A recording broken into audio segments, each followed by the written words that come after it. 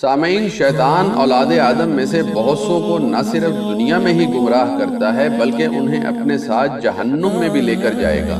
شیطان انسان کو کیسے گمراہ کرتا ہے، قرآن کریم میں اس کا ذکر بار بار ملتا ہے۔ سورۃ النحل میں اللہ جل شانہ کا ارشاد ہے وَزَيَّنَ لَهُمُ الشَّيْطَانُ أَعْمَالَهُمْ۔ شیطان ان کے اعمال بد کو ان کے لیے خوبصورت بنا دیتا ہے۔ انسان جھوٹ بول کر دوسرے کا حق مارتا ہے اور اسے گناہ کی بجائے اپنی قابلیت سمجھتا ہے۔ رشوت لے کر حرام کھاتا ہے اور اسے اپنا حق سمجھتا ہے اور اسے چائے پانی کا نام دیتا ہے۔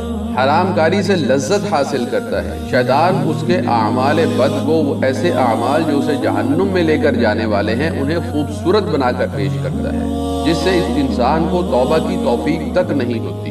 شیطان کا دوسرا طریقہ واردات کیا ہے؟ قرآن کریم کی سورۃ النساء میں اللہ جل شانہ کا فرمان ہے یعدہم ویمنیہم۔ شیطان انہیں وعدے دلاتا ہے اور لمبی لمبی امیدیں دلاتا ہے۔ شیطان کہتا ہے کہ ابھی جوان ہو، گناہ کرتے رہو، بعد میں توبہ کر لینا، بہت وقت پڑا ہے، ابھی نماز مت پڑھو، بہت ٹائم پڑا ہے، بعد میں پڑھ لینا۔ اس طرح شیطان انسان کے دل میں یہ بات ڈالتا ہے کہ ابھی آپ کے پاس بہت ٹائم ہے، تو بالآخر وقت گزر جاتا ہے اور انسان اس نیکی سے محروم ہو جاتا ہے۔ شیطان کا ایک اور طریقہ واردات ہے جسے اللہ کریم نے سورۃ البقرہ میں ارشاد فرمایا ہے الشیطان یعدکم الفقر ویأمرکم بالفحشاء۔ شیطان تمہیں محتاجی کا اندیشہ دلاتا ہے اور بے حیائی کا حکم کرتا ہے۔ دل میں وسوسہ ڈالتا ہے کہ اگر صدقہ کرو گے تو مال ختم ہو جائے گا، نماز کے لیے شاپ بند کرو گے تو گاہک کسی دوسری دکان پہ چلا جائے گا۔ جب انسان ان وسوسوں میں آ جاتا ہے تو وہ نیکی سے محروم ہو جاتا ہے۔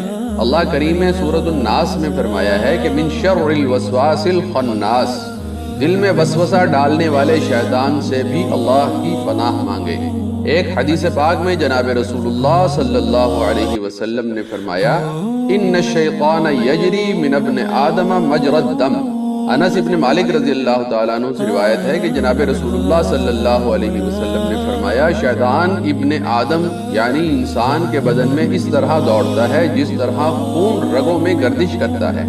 انسان کو چاہیے کہ شیطان کے حملوں سے بچنے کے لیے اللہ کی یاد کو ہمیشہ اپنے دل میں تر و تازہ رکھے، کبھی غافل نہ ہو، کیونکہ غافل انسان شیطان کا سب سے بڑا شکار ہوتا ہے۔ I walk this path and answer the call.